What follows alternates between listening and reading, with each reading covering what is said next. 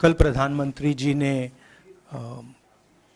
Parliament में 2 घंटे, शायद 2 घंटे 13 मिनट, 2 घंटे 13 मिनट भाषण किया। उसमें अंत में 2 मिनट उन्होंने मणिपुर की बात की।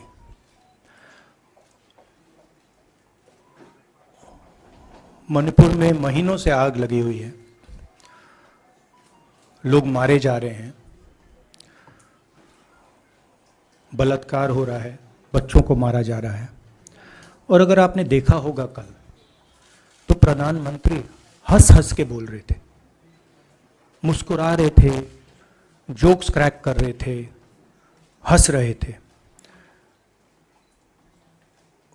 ये उनको शोभा नहीं देता है।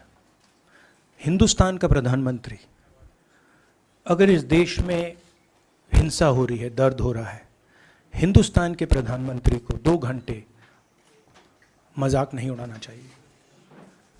विषय कांग्रेस नहीं था, विषय मैं नहीं था, विषय मणिपुर है। मणिपुर में क्या हो रहा है और उसको एकदम क्यों नहीं रोका जा रहा है, ये विषय है। मैं आपको अपना एक्सपीरियंस देता हूं, जो मैंने शायद अभी तक बोला नहीं, शायद पहले बोल देना था। मैं अब तकरीबन 19 साल से राजनीति में हूं और मैं हर स्टेट में गया हूं। बाढ़ आए, तूफान आए, सुनामी आई थी, हिंसा होती है, हम जाते हैं।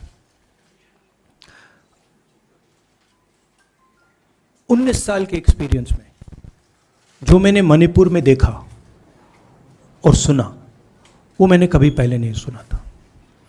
मैंने पार्लियामेंट में बोला कि प्रधानमंत्री जी ने, अमित शाह जी ने भारत माता की हत्या की है, मणिपुर में भारत को खत्म कर दिया है। मैंने ऐसे नहीं बोला था, ये खोखले शब्द नहीं है। मैं आपको समझाता हूं मैंने ये बात बोली क्यों। जब हम मणिपुर पहुंचे, हम लैंड किए, हमें मणिपुर में दौरा करना था। जब हम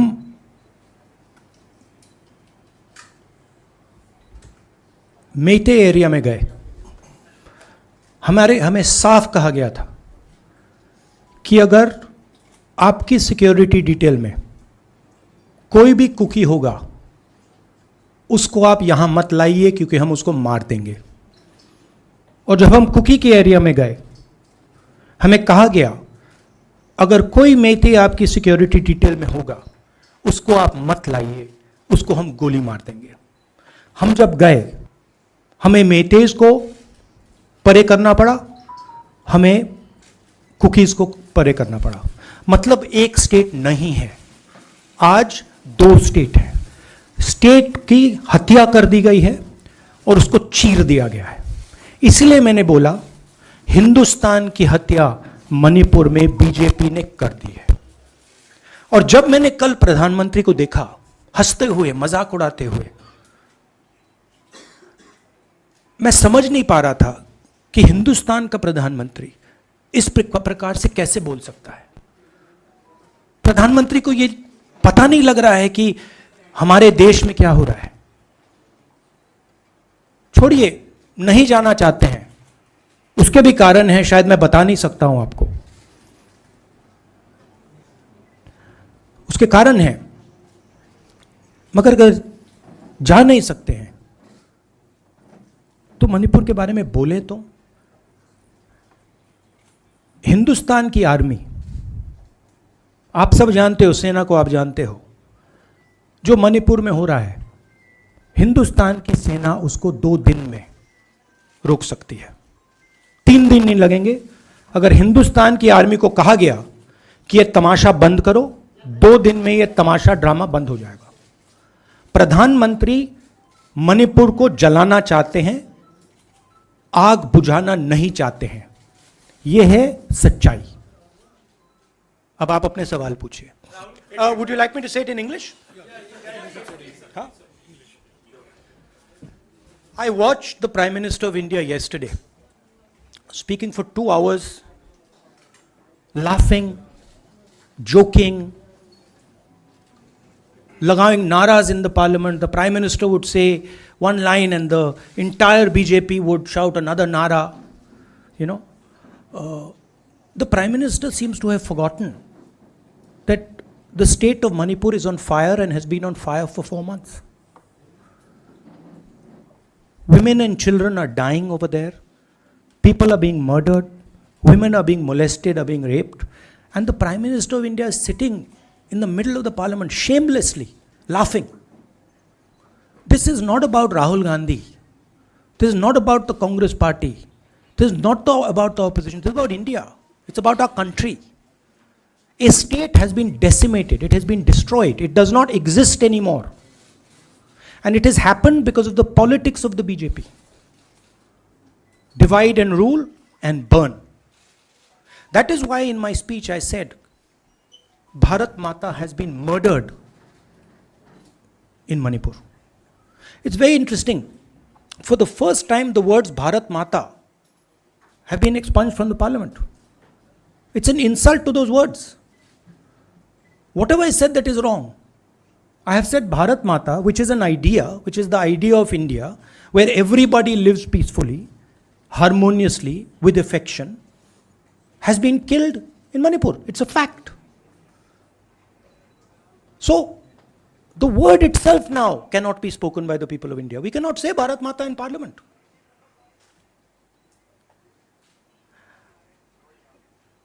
I want to tell you about my own personal experience of Manipur.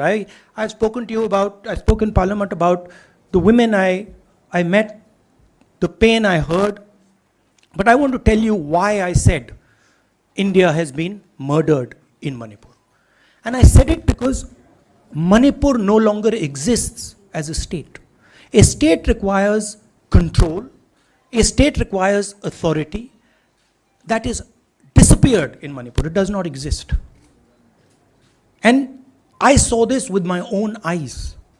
When we went to Manipur, when we went to the Meitei area, we were categorically told that please ensure, we want you to come, we love you, but please ensure that if there are any cookies in your security detail, they do not come into our area or we will shoot them. When I went into the cookie area, we were told the same thing. We love you, we want you to come. But please make sure, if there are any Meiteis in your security detail, we will shoot them. Do not bring them here. Before going to the Meitei area, we had to remove all cookies from our security detail. Before going to the cookie area, we had to remove all Meiteis from our security detail. When we went there, the security forces, central security forces, told us we have never seen anything like this. We were told it is completely outside our control. Okay? That is why I said Manipur has been murdered by the BJP, and the idea of India has been murdered by the BJP in Manipur. I was not speaking metaphorically. I was speaking literally. Now, the Indian army, it will take the Indian army 2 days to put an end to the nonsense that is going on in Manipur. The Prime Minister refuses to stop the fire. He wants Manipur to burn.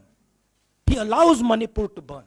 Because if he did want it to stop, there are tools in the hands of the Indian government that can stop it immediately. I know. I have full faith in our army. I know. And every Indian citizen knows that if the Indian army is told, please put an end to this, it will stop immediately. There are reasons for the PM not being able to go to Manipur.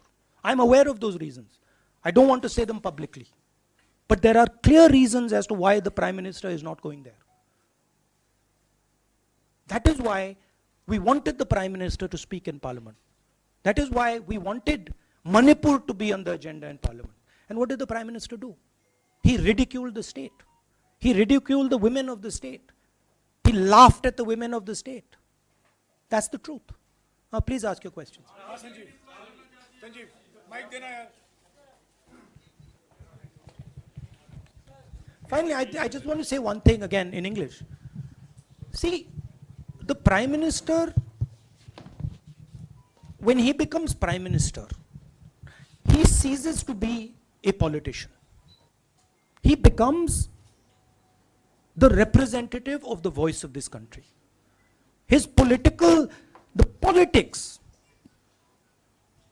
should be put aside.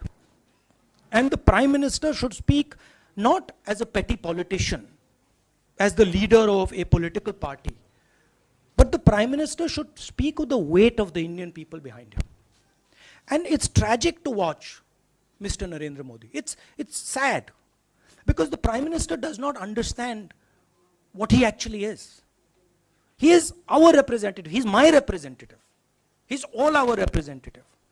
And watching the Prime Minister spend 2 hours talking about the Congress, talking about the opposition, making ridiculous remarks about the name, this really does not do justice to an Indian Prime Minister. I've seen Prime Ministers from the Congress party, I've seen Prime Ministers from the BJP, I've seen Mr. Vajpayee, I've seen Mr. Dev Gowda. None of them have ever done this. There's a complete misunderstanding in the mind of Narendra Modi ji about what the Prime Minister of India is.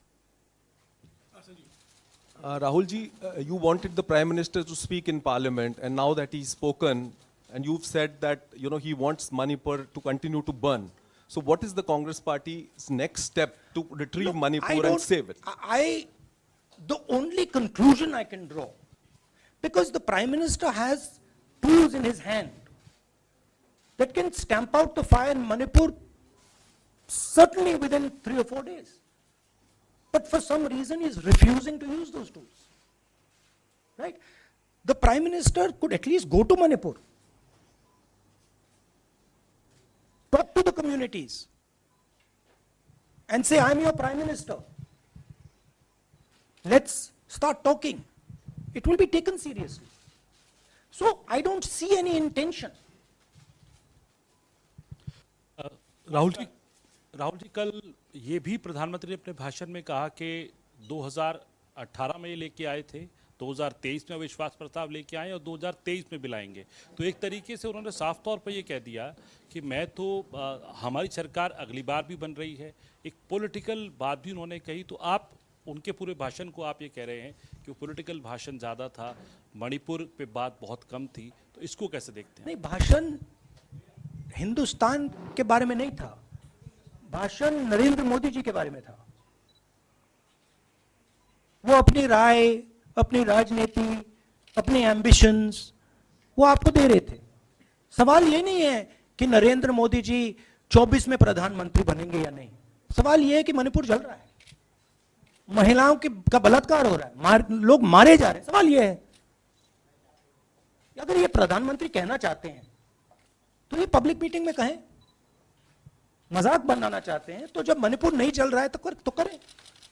But प्रधानमंत्री को ये समझ आनी चाहिए, बात समझ आनी चाहिए कि पार्लियामेंट में जो चर्चा हो रही थी वो उनके बारे में नहीं थी, वो मणिपुर के बारे में थी। सर नमस्कार।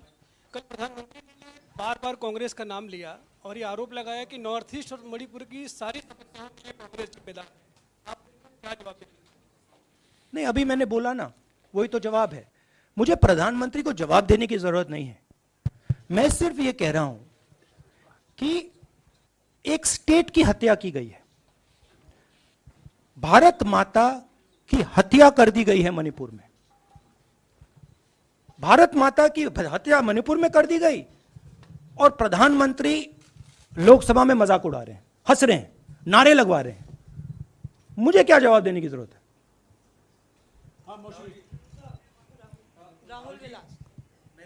एक मिनट मोहित, ऑर्डर से please. Mr. Gandhi, you waxed eloquent.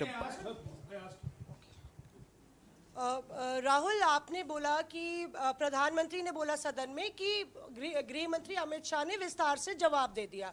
Amit Shah साहब ये कहते हैं कि मणिपुर के सीएम को हटाने की जरूरत इसलिए नहीं है क्योंकि उन्होंने हमारी पूरी बात सुनी और वो कभी भी कोई हमने डीजीपी चेंज किया, डीजीपी चेंज कर दिया, उन्होंने जो भी प्रशासनिक व्यवस्था हम चेंज करना चाहते थे, इसलिए मणिपुर सीएम को हटाने की मणिपुर कोई सीएम, जरूरत नहीं। जब मैं मणिपुर गया, मणिपुर सीएम ने जो मणिपुर में हजारों वेपन्स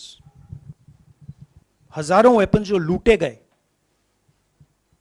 वो मणिपुर सीएम के नीचे ही हुआ। तो क्या अमित शाह चाहते थे कि ये हजारों वेपन्स लूटे जाएं?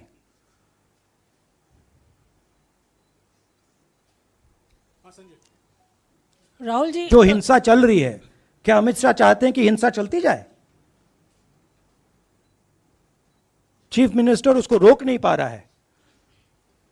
अमित शाह जी कह रहे हैं कि भैया वो हमारी बात मान रहा है, तो क्या आप चाहते हैं कि मणिपुर चलता जाए?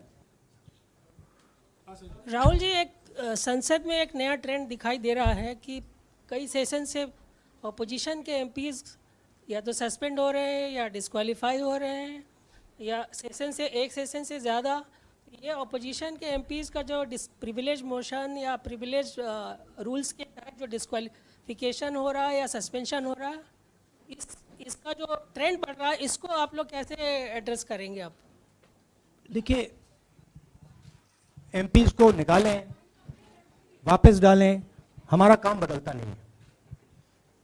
हमारा लक्ष्य जो मणिपुर में हो रहा है उसको रुकवाने का है। जो भी औजार हमारे हाथों में है उस हिंसा को रुकवाने के लिए उनका हम प्रयोग कर रहे हैं और करेंगे।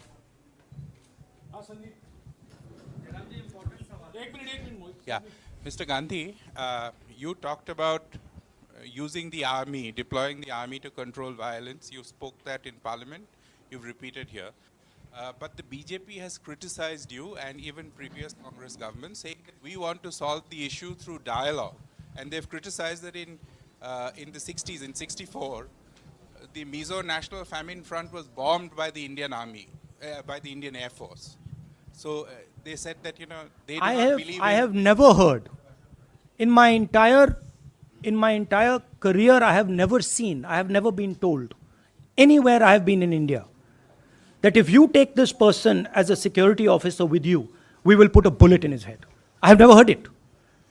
And I heard it twice in Manipur. That means there is no dialogue in Manipur. There is pure violence taking place in Manipur.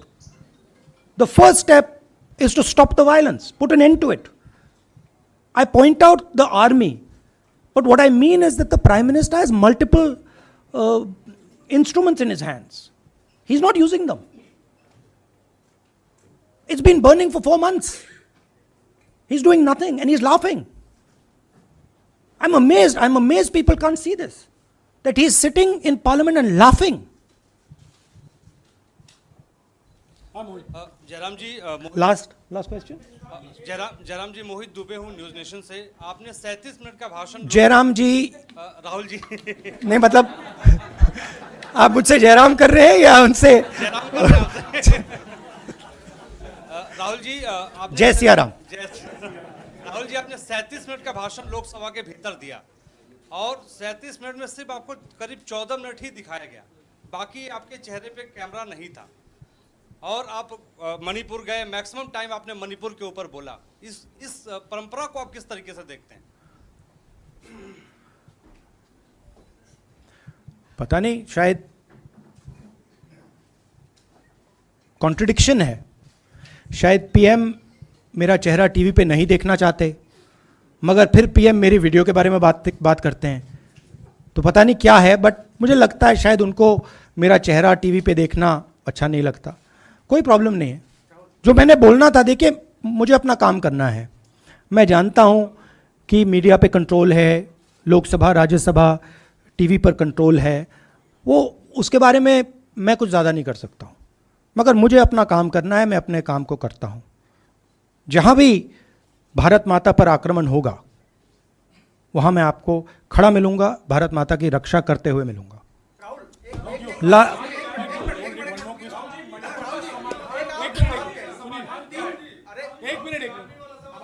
Huh.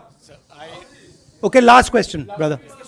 The Supreme Court has already said what it has in terms of a constitutional breakdown, as well as now, you are asking for the army. Do you believe that Article 356 is the only way out? Or I'm not asking for anything. Please don't misunderstand. It is not my place to decide which tool the Prime Minister can use, which instrument he should use.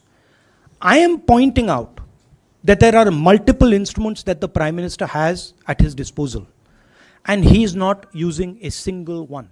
I'm pointing out that Manipur has been burning now for 4 months, and the Prime Minister is in a very good mood. He's sitting in Parliament, he's laughing, he's joking, his entire cabinet is in giggles.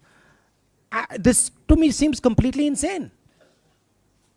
This has got to stop. India is burning in Manipur. The idea of India has been destroyed in Manipur. Let's rebuild it quickly. Thank you.